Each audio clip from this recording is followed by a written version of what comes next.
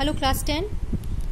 Today I am going to discuss about the decomposition reaction. In the last class I have already explained about the combination reaction. क्या होता था उसमें कि दो compound होते थे, वो मिलकर के क्या बनाते थे, न्यू कंपाउंड बनाते थे और लार्ज अमाउंट ऑफ एनर्जी निकलता था. तो वो रिएक्शन कैसा था? एक्सोथर्मिक था. What is exothermic reaction? क्या होता है एक्सोथर्मिक रिएक्शन? तो हीट अगर इवॉल्व होता है तो वो क्या हो गया? एक्सोथर्मिक. और अगर हीट ऑब्जॉर्व हो रहा है रिएक्शन के लिए तो वो क्या होता है? एंडोथर्मिक. तो एक्सोथर्मिक हम लोग ऑलरेडी पढ़ चुके थे. अब किसकी बारी है? एंडोथर्मिक की. और डिकम्पोजिशन रिएक्शंस जो होता है वो क्या है? एंडोथर्मिक है. यहाँ आप रिएक्शन में देख सकते हो FeSO4 हीट दिया जा रहा है. क्या बना? Ferric oxide, SO2, SO3. और ये देखो, ये जो S लिखा होता है, G लिखा होता है, इसका मतलब क्या है? S means solid. जहां जहां S देखोगे समझ जाना सॉलिड है. और G मीन्स गैस. आ गया समझ में? केमिस्ट्री में कुछ कुछ होते हैं, जैसे AQ लिखा रहेगा समझ जाना कि क्या है, वो एक्वस है. ठीक है. PPT लिखा रहेगा प्रेसिपिटेट समझ जाना. आगे पढ़ाएंगे प्रेसिपिटेशन रिएक्शन, तब समझा देंगे उसको कि क्या होता है PPT. ठीक है. तो डिकम्पोजिशन रिएक्शंस में टूटेगा. तो आप देख लो यहाँ पर कि FeSO4 जो है वो टूटता है और Fe2O3 प्लस SO2 और प्लस SO3 बनता है. और देख लो हीट निकल रहा है ना. अब देखो ये फेरस सल्फेट है FeSO4 डॉट 7H2. यहाँ देख रहे हो इसको, ये क्या है? क्रिस्टल किसका है? फेरस सल्फेट का है. तो ये जो डॉट H2O लगा देता है, ये वाटर क्या है? वाटर ऑफ क्रिस्टलाइजेशन है. ठीक है. यहाँ पे पूछेगा कि FeSO4 डॉट 7H2O, इसमें वाटर ऑफ क्रिस्टलाइजेशन कितना हुआ? तो 7 है. कहीं पे अगर देख लोगे तुम 5H2O लिखा रहता है तो वाटर ऑफ क्रिस्टलाइजेशन कितना होगा? 5 होगा. ठीक है. तो ये क्या होता है? FeSO4 डॉट 7H2O जिसको हम बोल रहे हैं कि फेरस सल्फेट क्रिस्टल है, ये लूज करता है वाटर जब इसको हीट करते हैं. And the colour of the crystal भी चेंज हो जाता है. क्रिस्टल का कलर क्या होता है? चेंज हो जाता है और डिकम्पोज हो जाता है. फेरिक ऑक्साइड बनता है, SO3 निकलता है. SO3 mean sulphur trioxide. ठीक है. और SO2 सल्फर डाइऑक्साइड. ये सब क्या है? गैसेज हैं, SO2 और SO3. ठीक है. नेक्स्ट रिएक्शन है CaCO3 कैल्शियम कार्बोनेट. यहाँ भी देख लो S लिखा है, यानी कि सॉलिड हुआ. लाइमस्टोन, मार्बल कहते हैं ना. ठीक है. इसको हीट करो, CaO बनेगा प्लस CO2. CaO क्या हो गया? क्विकलैम. और क्विकलैम हम उस दिन पढ़ाए थे, वो व्हाइट वॉशिंग वाला जब बता रहे थे तो उसी दिन हम उस वीडियो में बताए हुए हैं. और प्लस CO2 गैस क्या हो गया? रिलीज हुआ. तो calcium oxide is called quicklime. CaO क्या है? क्विकलैम है. ठीक है. तो CaCO3 क्या होता है कि डिकम्पोज होता है और क्या बनता है? Calcium oxide and carbon dioxide gas is released. इसको हीट करोगे, बिना हीट करे टूटेगा नहीं, तो हीट करते हैं तो it is also endothermic reaction. तो फर्स्ट वाला भी रिएक्शन क्या था? एंडोथर्मिक. सेकंड वाला भी क्या हो गया? एंडोथर्मिक. तो डिकम्पोजिशन रिएक्शंस करने के लिए हमको हीट की जरूरत पड़ती है. So this reaction is called endothermic because it takes the heat. और जो कॉम्बिनेशन पढ़े थे that release heat, so that is called exothermic reaction. अब समझ गए? एक्सो मीन्स हीट रिलीज करेगा और एंडो मीन्स हीट लेगा. ठीक है. ये हो गया. अब देख लो और भी बहुत सारे रिएक्शंस हैं, उसको तुम लोग देख लेना. अब एक रिएक्शन देख लो, इधर मैं दिखा रही हूँ तुमको, इधर देख लो. यहाँ देखो AgCl सिल्वर क्लोराइड है. ठीक है. इसको क्या किया हुआ है? चाइना डिश में डाल दिया है. देखो यहाँ पे एक्सपेरिमेंट है. चाइना डिश में क्या किया है? डाल दिया है सिल्वर क्लोराइड को. सनलाइट है. अब ये क्या होगा? ये देखो सनलाइट हो गया तो एक जस्ट इसको हीट ही मिला ना. सनलाइट में भी क्या होता है? हीट होता है. इसको मिल गया, एंडोथर्मिक रिएक्शन हुआ और देखो टूट गया. Ag प्लस Cl2 में सिल्वर प्लस क्लोरीन गैस के रूप में. Cl2 क्या है? यहाँ पे गैस है, इसके रूप में टूट गया. उसी तरह सिल्वर ब्रोमाइड का भी होगा. मैं नेक्स्ट पेज पे दिखा रही हूँ तुमको. देखो सिल्वर ब्रोमाइड. ठीक है. यहाँ भी देखो AgBr सनलाइट आया, Ag प्लस Br2 क्या हो गया? गैस हो गया. और यहाँ सिल्वर तो है ही. ठीक है. तो ये जो रिएक्शन है, द एबव रिएक्शन जो होता है वो यूज होता है ब्लैक एंड व्हाइट फोटोग्राफी में.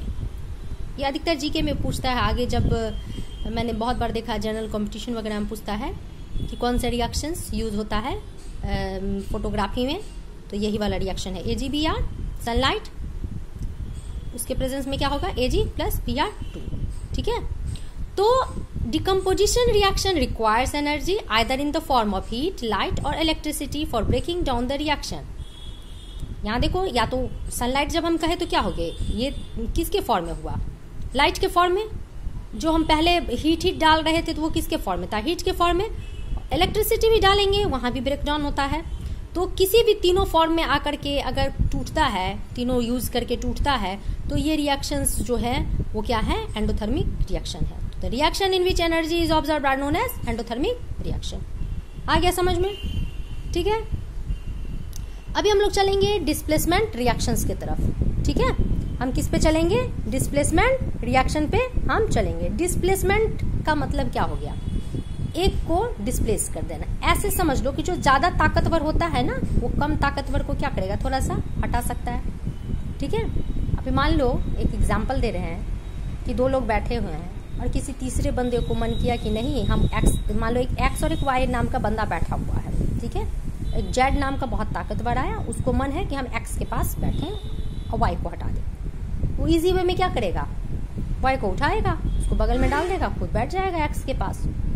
लेकिन अगर मान लो कि डब्लू नाम का कोई बहुत ज्यादा वीक आ गया, वो उठाने जाएगा और नहीं उठेगा उससे, तो वो नहीं कर पाएगा। तो इसका मतलब जो स्ट्रांग होगा वही डिस्प्लेस कर पाएगा।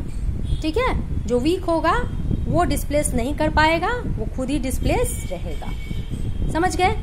तो ये देख लो, यहाँ है ना experiment, iron nails dipped in copper sulphate solution, है ना।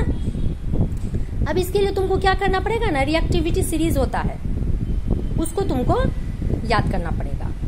उसका कुछ ट्रिक भी है,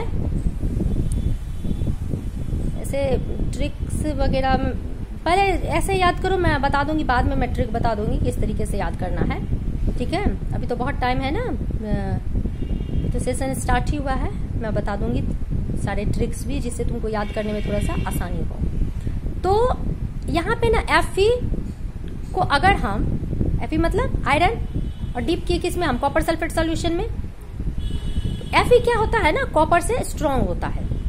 रिएक्टिविटी सीरीज में Fe क्या है, ऊपर है कॉपर से। अब इसने क्या किया भाई, इसने कॉपर को कहा कि भाई साइड हट तू, और Fe ने SO4 के साथ कॉम्बिनेशन कर लिया और बन गया आयरन सल्फेट, और बेचारे कॉपर को इसने अलग कर दिया। ठीक है, क्योंकि ये कॉपर से क्या था, रिएक्टिविटी सीरीज में ऊपर था। तो Fe, अब मैं रिएक्शन की तरफ जाती हूँ, देख लो तुम रिएक्शंस, देखो इधर आ रहे हैं, देखो Fe प्लस CuSO4।